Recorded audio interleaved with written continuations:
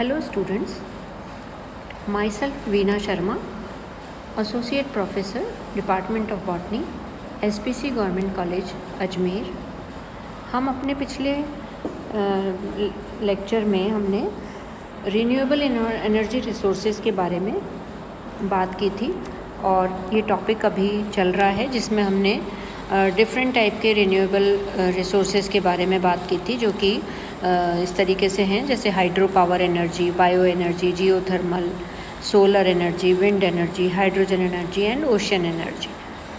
इनमें से हम hydro power energy, bio energy और जियोथर्मल एनर्जी के बारे में बात कर चुके हैं और आज हम सोलर एनर्जी और इसके यूजेस के बारे में हम बात करेंगे कि हम किस तरीके से सोलर एनर्जी या रेडिएशन एनर्जी को हार्नेस कर सकते हैं और ये हमारे रिन्यूएबल रिसोर्स के रूप में किस तरीके से काम आ सकती है। तो सोलर पावर एनर्जी या सोलर एनर्जी जो है वो एक रिन्यूएबल एनर्जी है और ऐसी एनर्जी का सोर्स है ये जिसमें कोई पोल्यूशन नहीं होता और इसमें कोई फ्यूल कॉस्ट नहीं है और कोई वेस्ट बाई प्रोडक्ट भी इसमें नहीं निकलता है। ये लेकिन अभी काफ़ी एक्सपेंसिव है इसको हार्नेस करना, इसको सोलर प्लांट्स लगाना, इसमें काफ़ी तकनीक और धन की ज़रूरत पड़ती है। सोलर एनर्जी जो है वो हम इसमें सन रेज़ को यूज़ करते हैं एनर्जी हार्नेस करने के लिए। तो हम सन रेज़ को किन तरीक़ों से यूज़ कर सकते हैं उनमें से कुछ जो इम्पॉर्टेंट हैं वो है कि हम जो सनलाइट है उसको हम कन्वर्ट करें इलेक्ट्रिसिटी में सोलर सेल्स की मदद से। तो पहला जो होता है वो सोलर सेल्स हो जाती हैं जिसकी मदद से हम सोलर एनर्जी को इलेक्ट्रिसिटी में कन्वर्ट कर सकते हैं। दूसरा जो तरीका हो सकता है वो सोलर थर्मल पैनल्स का हो सकता है जिससे हम सोलर वाटर से पानी और एयर को हम गर्म कर सकते हैं to be utilised in heating water और air using solar thermal panels. तीसरा तरीका जो हो सकता है वो पैराबोलिक मिरर्स का यूज़ करके हो सकता है जिसमें हम पानी को गर्म कर सकते हैं और उससे भाप बना सकते हैं, स्टीम प्रोड्यूस कर सकते हैं। इसके अलावा जो बिल्डिंग्स होती हैं उनको भी हम सोलर एनर्जी से गर्म कर सकते हैं। उसमें हम जो सनलाइट आती है उससे हम सोलर पैनल्स वगैरह लगा के उसको गर्म कर सकते हैं। तो इंडिया जो है वो उसमें इंडिया को सोलर जो एनर्जी है पर ईयर वो करीब 5000 ट्रिलियन किलोवाट एनर्जी प्राप्त होती है और the daily average over different parts of India it is about 4 to 7 kilowatt per square meter depending on the location। किस जगह पे वो किस लोकेलिटी में वो जगह स्थित है उसके हिसाब से डिपेंड करता है कि वहाँ सोलर रेडिएशंस किस एंगल से आ रहे हैं, कितने आ रहे हैं, तो हम इतनी एनर्जी वहाँ से ले सकते हैं। Domestic heating and water supply can be met by this source और दुनिया के कई देश हैं जिसमें जैसे इज़राइल है, अमेरिका है और भी कई विकसित देश हैं जहाँ पे जो सोलर हीटिंग सिस्टम्स हैं वो काम में आ रहे हैं घरों को गर्म रखने में और भी इसके कई यूजेस में वो इसको काम में ले रहे हैं। जो एशिया के कंट्रीज़ हैं और अफ्रीकन कंट्रीज़ हैं या ऑस्ट्रेलिया है जहाँ पे कि नंबर ऑफ़ शाइनी डेज़ जो हैं वो बहुत ज़्यादा हैं, इसलिए ये जो सोलर एनर्जी का उपयोग है ऐसी जगहों में एक हमें उज्जवल भविष्य की तरफ इंगित करता है। इंडिया में बहुत sunshine per day per year आती है सोलर एनर्जी के रूप में क्योंकि ये एक हॉट कंट्री है और लगभग ये करीब 1700 से 2100 किलोवाट पर मीटर स्क्वायर पर ईयर हम इसको कैलकुलेट कर सकते हैं। रफली मतलब साल में करीब 365 में से 250 से 300 दिन ऐसे होते हैं जबकि सनलाइट हमें प्राप्त हो जाती है।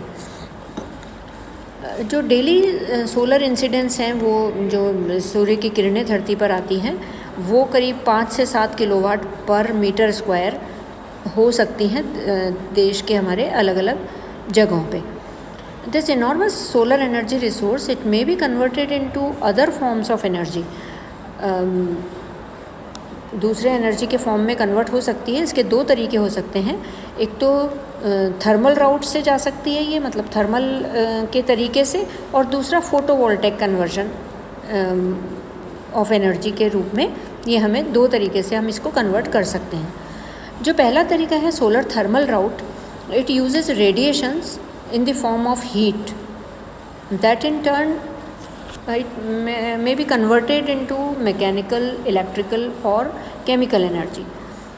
सोलर थर्मल डिवाइसेस जो होती हैं, जैसे सोलर कुकर है, सोलर वाटर हीटर है, सोलर एयर हीटर्स हैं, सोलर ड्रायर्स हैं, और कुछ सिलिकॉन सिस्टम्स हैं, वो इसके आधार पे डेवलप किए गए हैं, जिसमें ये थर्मल कन्वर्जन ऑफ एनर्जी होता है। Radiation energy is converted into some other form of energy. Solar cooker एक बहुत बेसिक टाइप का कन्वर्जन हम इसको में मान सकते हैं। सोलर कुकर जो है उसमें एक एल्यूमिनियम का रिफ्लेक्टर होता है, जिसकी वजह से हम घर में इसको काम में ले सकते हैं, कुकिंग में और इसमें, है ना। तो ये सबसे पहले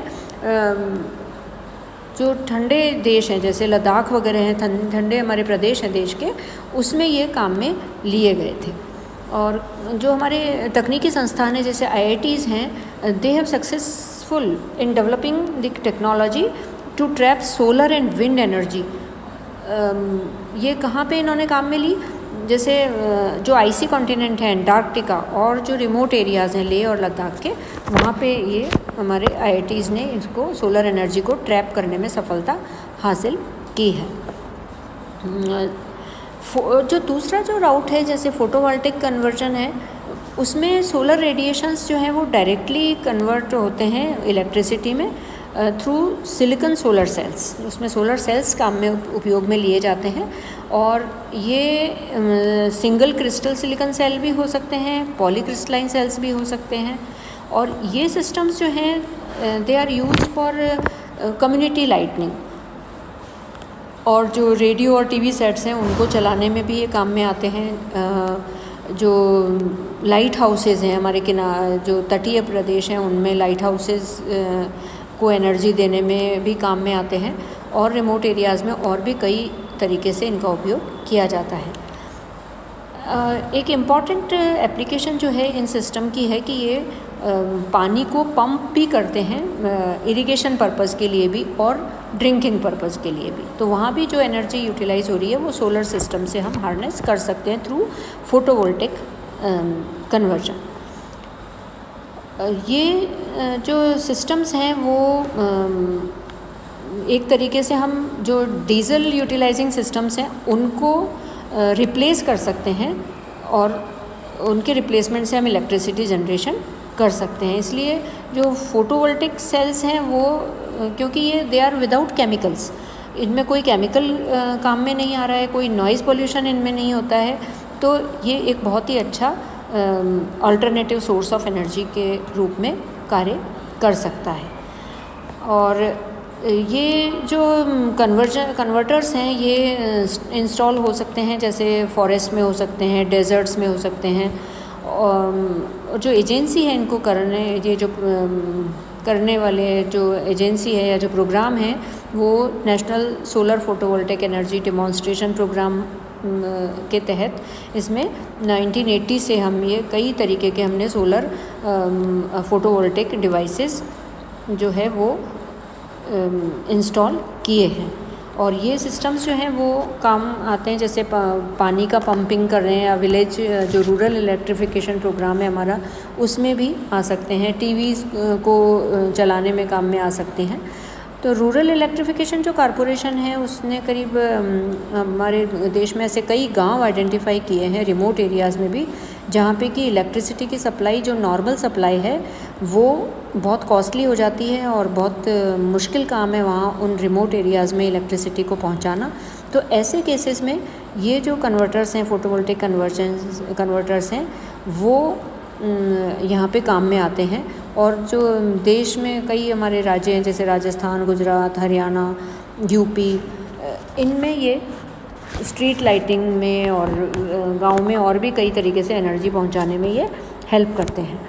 तो जो वर्किंग ग्रुप है एशियन सोलर एनर्जी नेटवर्क का, which is sponsored by DNES और UNESCO, it is collaborated for development of technology for solar heaters, drying and desalination program. The Department of Metallurgy, College of Engineering Pune, it designed a solar furnace that can generate temperature of 2000 degrees centigrade. So how we now we can see there are so many uses of these solar energy or this heat which is generated through solar system, and this heat is utilized in heat treatment in industries like steel industries, cast industries, and surface hardening or some other works. So in our country, in some states these solar heaters are installed in some buildings, some hospitals. Solar desalination plants are installed in Haryana, and they treat about 2000 liter of up to 2000 liter of potable water daily. So it is very useful in our today's world. We live in Rajasthan, and as we know कि राजस्थान जो है वो एक बहुत अच्छा platform बनता है solar energy harness के लिए, क्योंकि ये एक डेजर्ट प्लांट है, डेजर्ट स्टेट है, और यहाँ पे हम सोलर एनर्जी को साल के ज़्यादातर दिनों में हार्नेस कर सकते हैं। और जोधपुर में जैसे फलौदी तहसील में दुनिया का सबसे बड़ा ये सोलर प्लांट लगाया है राजस्थान सरकार ने, और इनका 2024-25 तक ये टारगेट है कि ये करीब 172 गीगावाट तक एनर्जी सोलर प्लांट से हार्नेस कर सकें। So it is very promising in our locality, and we can use it as a best source of alternative energy.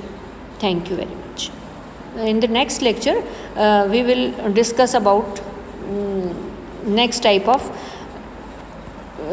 renewable energy resource like wind energy and its prospects. Thank you very much.